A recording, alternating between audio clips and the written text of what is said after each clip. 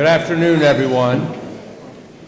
Please continue to eat while we go ahead with the rest of the program. So I don't want you to feel like you have to stop, but perhaps you can do so quietly so we can continue with the program. For those of you who don't know, my name is Patrick Leahy, and I am now officially the 10th president at Monmouth University as of 3 p.m. on Friday.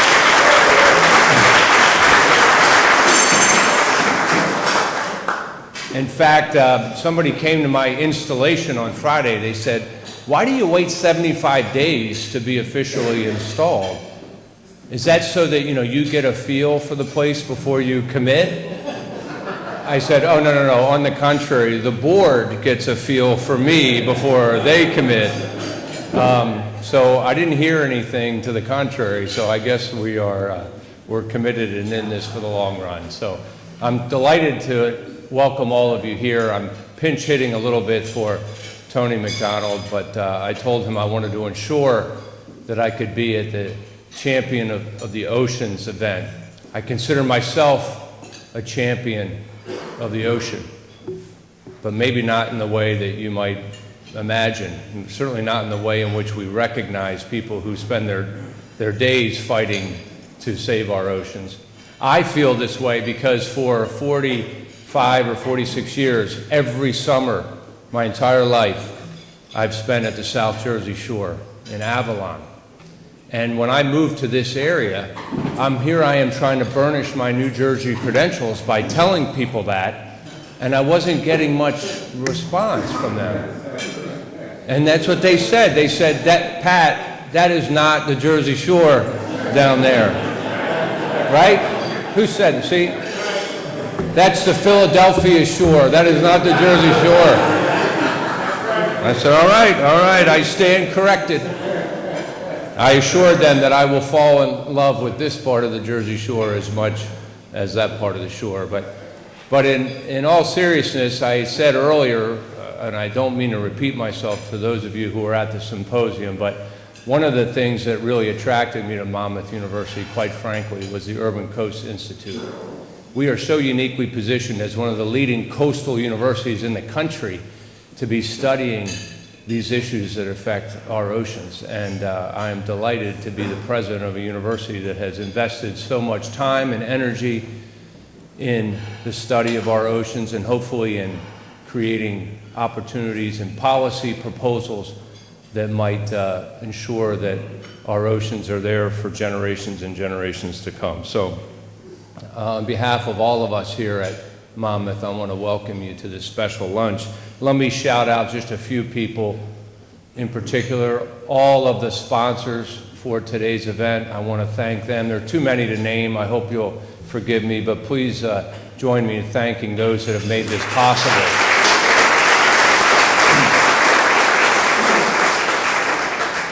I want to recognize the trustees at the Board of Trustees at Monmouth University who are here, many of whom double as members of the advisory committee for the Urban Coast Institute. I learned a long time ago that it's always good to recognize your bosses in public, so thank you, members of the Board of Trustees. Our students who are here, that is, in fact, the reason that we exist at this university is first and foremost to support our superstar students in their quest not only to get first-class college educations, not only to get a job of their choice, but to hopefully identify while they're here the career of their choice.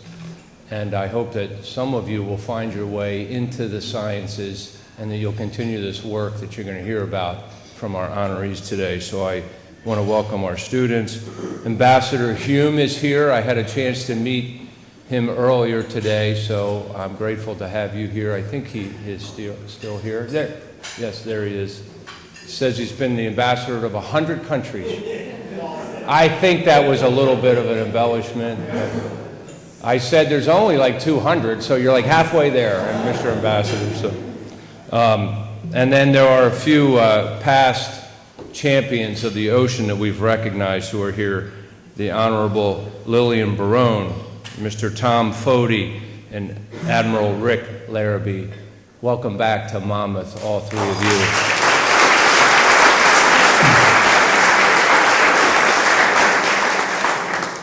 For the awards presentation, I'd like to invite up my now friend and former president of the university, Admiral Gaffney. He knows these individuals much better than I, and he would like to read the citation and the reason that we're recognizing them.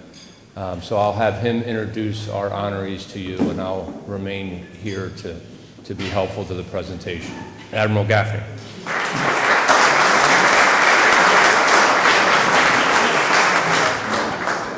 You notice this podium fits me.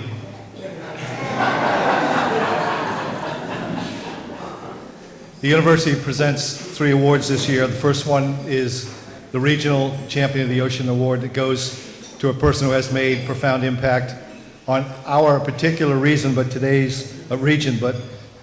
our awardee has made an impact on other regions as well, and in fact, the nation. A lawyer, graduate of Amherst College, but editor of the Law Review at the University of Chicago. He's been an advocate for conservation, but also he's thought a lot about the scientific underpinning of ocean issues. And he's been an ocean manager, both as a CEO of his own energy company, but as the director of the Environmental Protection Agency Mid-Atlantic Region.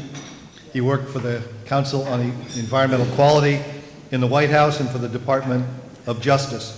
But we know him most here as our beloved New Jersey Commissioner for the Department of Environmental Protection, who did so much, not just for our coast, but with landmark protections of the Highlands region of New Jersey.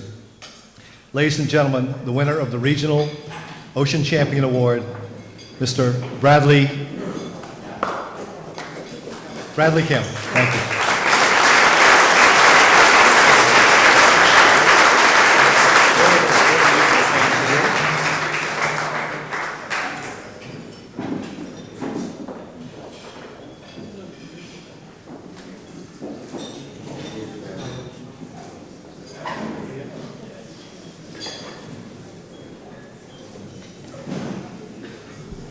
The second award is for coastal and ocean leadership, typically presented to somebody that's an active scientist in the field.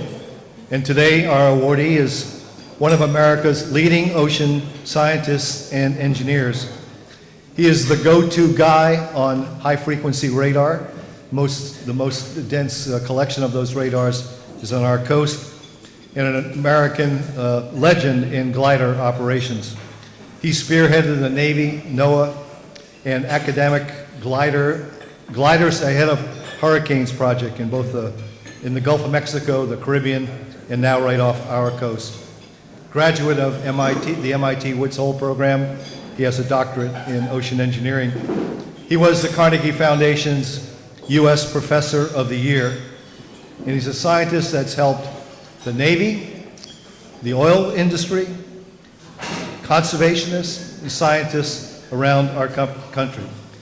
He's off to Antarctica on Thursday, so you won't see him for a while.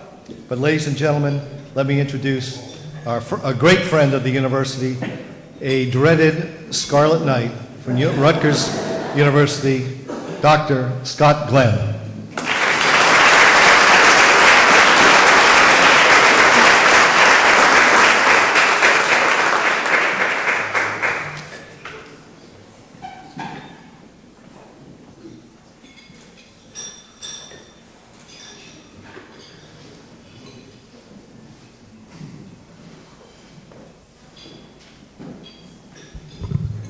The final award is our national award.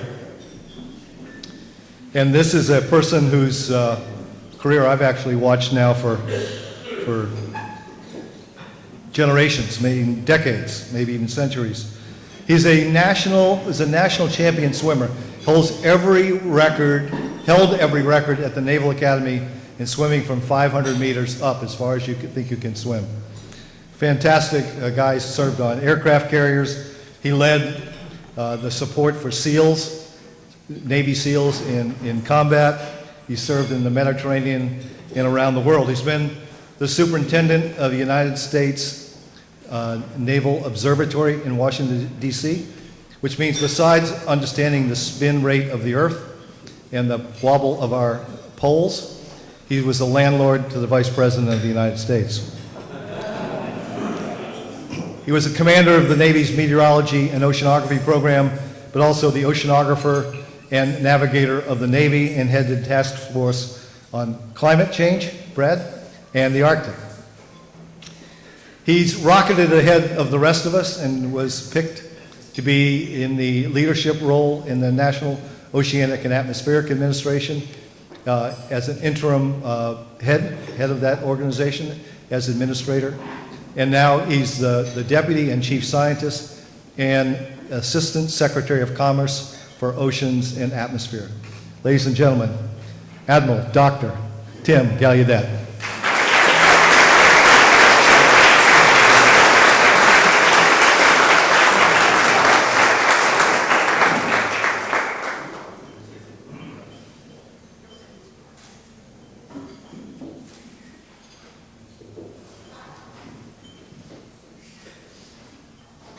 Don't want to break it. Thank you all, everyone. Thank you, Monmouth. Thank you, President Leahy. Thank you, Admiral Gaffney. And thank you, Tony McDonald out there. Just a couple quick things. To be a champion, you have to be a leader. And to be a leader, you have to take care of your people.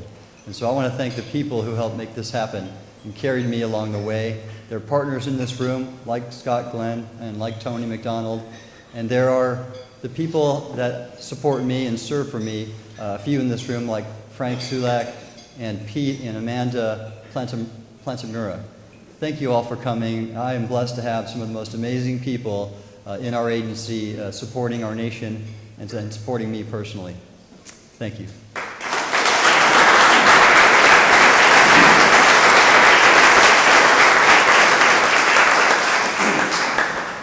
Before we let you go, I'd like to invite Dr. Karen Bright to come up, please, for a special presentation.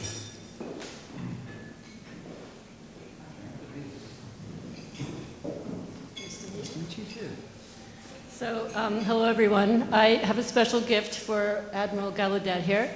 I have an exhibition on view right now in Rutgers Hall, and it's largely based on climate change and on NOAA, NOAA's information that I obtained from their website for many, many, many months.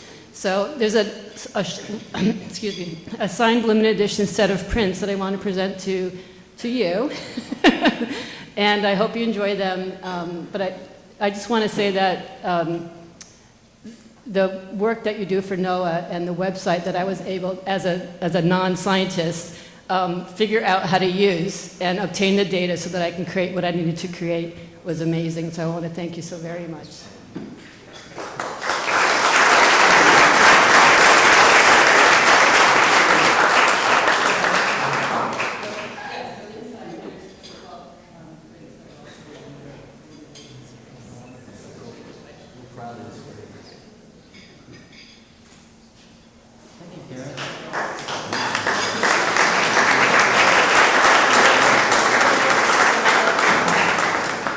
I just want to say thank you also to the Urban Coast Institute, who has graciously funded my creative research for over a year. I want to just thank Tony McDonald and his whole team. Thank you.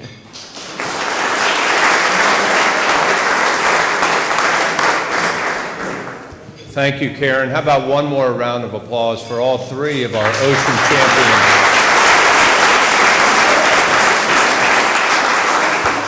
And before I conclude the program, could I just ask Admiral Gaffney and Admiral Gallaudet, would you please raise your hand? And is there anybody else here in this room who has also served our country in military uniform? Would you please raise your hands?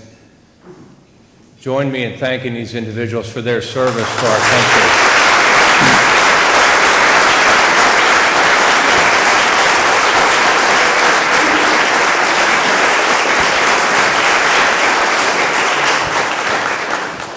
I know Paul was sitting there thinking, what on earth is that going to be?